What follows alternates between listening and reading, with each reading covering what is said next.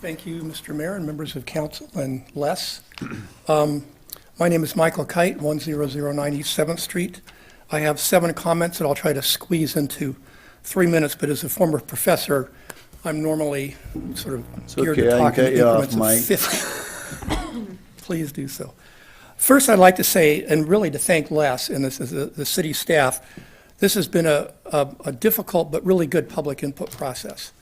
Catherine was involved in all the meetings. A number of other people were involved during a really busy time of year. And I think the discussion and the work and support of city staff has been really, really helpful, and we really appreciate all that.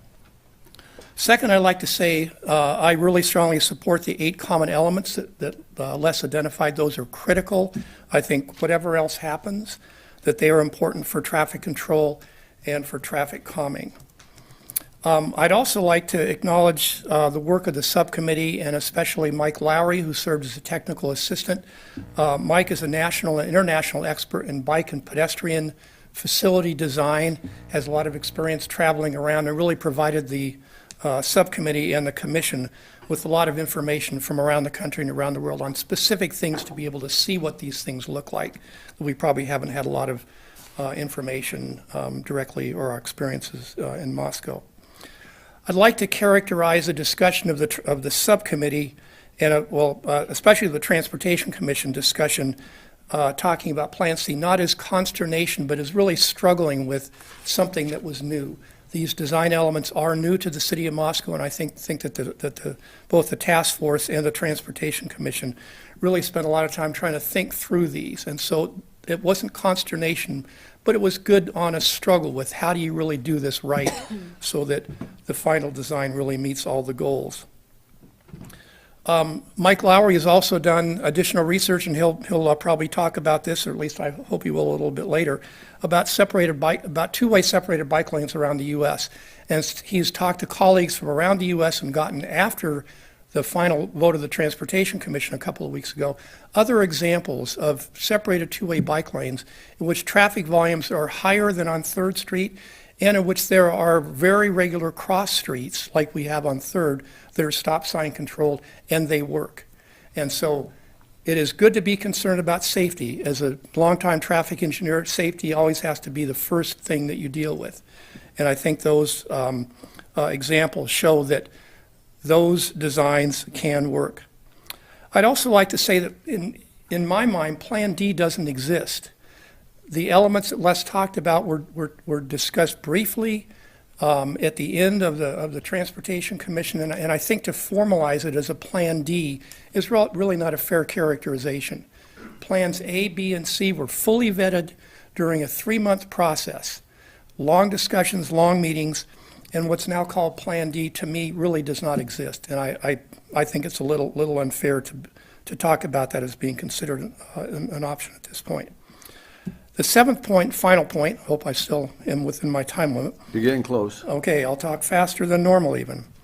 If the city staff feels that having an outside consultant to review Plan C, I like the idea. I really, really like it. Was a part of Les's list of recommendations. I think it can be done fairly quickly. Oftentimes you hire a consultant and it seems like it goes on, and there's reports and there's lengthy discussions. I think something like this can be done really quickly in a 1 or 2 day effort.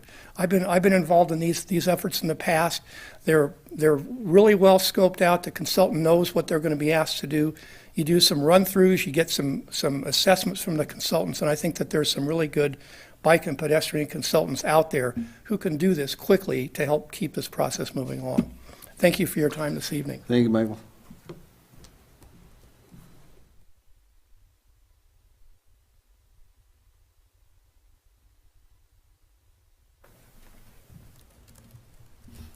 Hi, I'm Amy Ball, 601 East 3rd Street. Hi, Amy. Hi. I was privileged to be part of the Transportation Commission subcommittee, and I want to thank council and city staff for listening to the community and really including public input in this process. And I especially want to thank Mr. McDonald and his staff for the truly excellent job they did with the public displays about the 3rd Street corridor designs.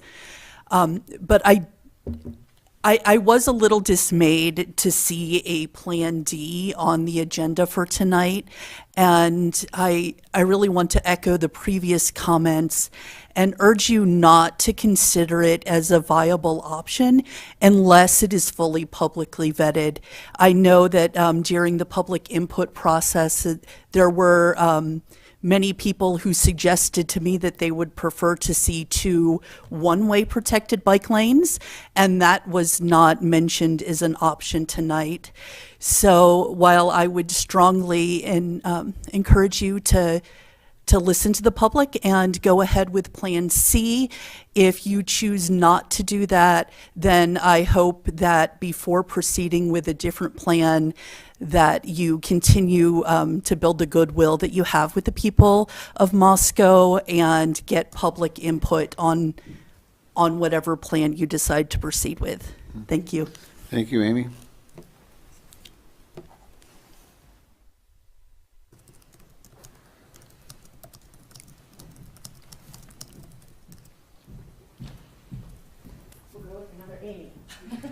Hi, my name's Amy Mazur. I live at 1415 Pinecone Road. I've been a property owner in Moscow for 15 years, and I work at WSU. So I think I've given a lot of taxes to this community. And I love this community very much. And I first would like to say I thank all the work the various players have done on this process. These plans seem very well thought out and extremely responsive to the process as it rolled out prior to the elections. So I'm very dismayed, though, however, more than dismayed, I would say disappointed that there is no option that includes a pedestrian bike bridge. And I know the mayor said we're not talking about the bridge, we're talking about the full corridor. But when I saw these presentations, there was not a lot of discussion of exactly the situation of the bridge, and it seemed like the whole thing was all of the options were premised on the fact that there is going to be a car bridge across, that cars are going across. And I'm really very disappointed in that. I voted for several different people on the council that got elected because of my desire to have a community that supports smart growth. Smart growth to me means bikeable, walkable passages. There are 4 reasons why you should have a pedestrian and bicycle bridge. 1, elegance, effectiveness. You have, if you have a bicycle pedestrian bridge, all of these things, we spent how much time listening to the bumps and the this and the that, traffic calming measures, no traffic calming measures there.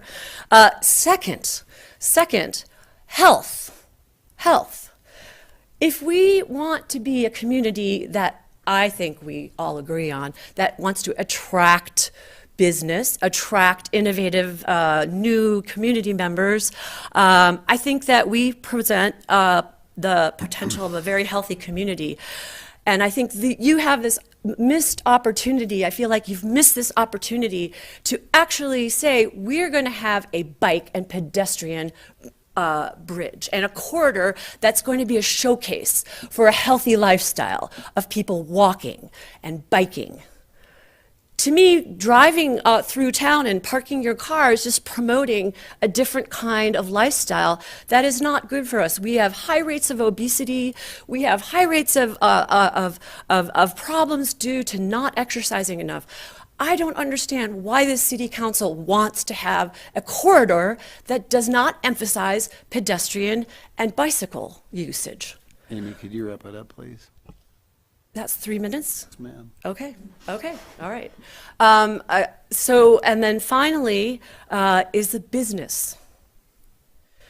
I think that you have a fantastic opportunity to attract new economic investment in this area that is focused on smart growth, that's focused on the idea of having a pedestrian way in the main part of town. And the last point would have been safety, but I think that's pretty obvious as well. So again, sorry to say this, I appreciate your work, but like everyone, we always work hard, and I think it's good to have an engaged democratic process, so I appreciate that.